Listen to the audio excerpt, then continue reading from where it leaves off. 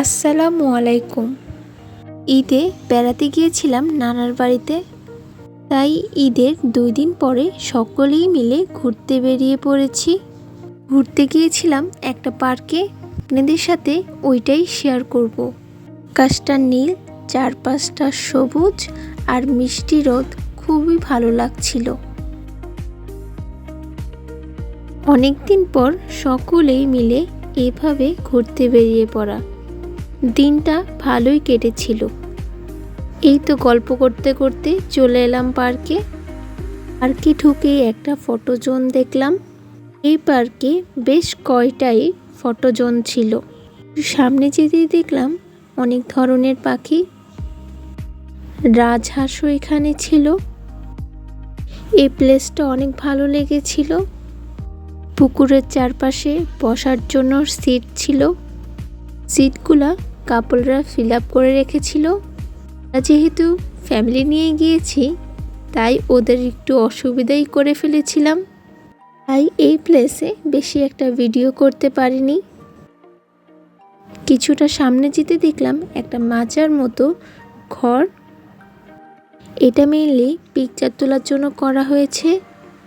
এই সুযোগটা আমরাও কাজে লাগিয়ে দিলাম। উপর থেকে অনেক সুন্দর লাগছিল চারপাশের ভিউটা। তাই আমার মামাকে বলেছিলাম একটু ভিডিও করে দিতে। তাই ভিউ সহ আমাকে একটা ভিডিও করে দিল। থ্যাংক ইউ মামা, ভিডিও করে দেওয়ার জন্য।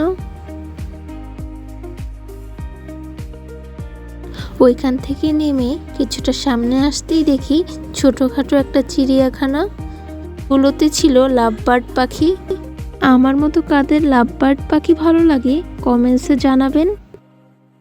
পর দেখলাম আমাদের মোস্ট পপুলার অ্যানিমেল বানর।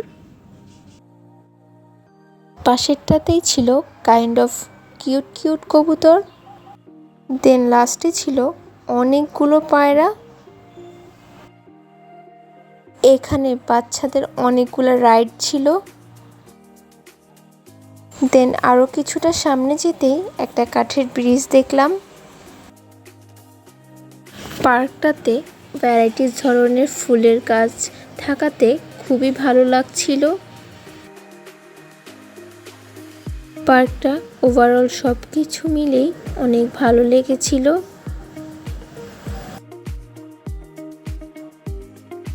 সব কিছু মিলেই দিনটা খুবই ভালো কেটেছিল।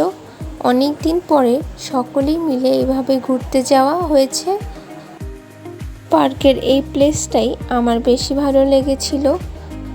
বের হয়ে যাওয়ার মুহূর্তেই দেখলাম অনেক কিউট 2টা মুরগি।